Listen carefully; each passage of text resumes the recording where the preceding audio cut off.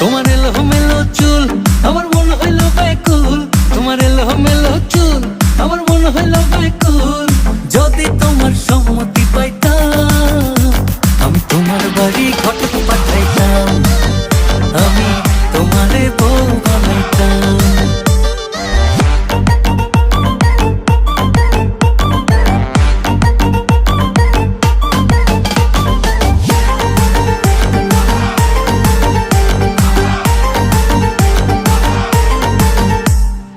আসা যাওয়া পারা পারে লাগছে তোমায় ভালো,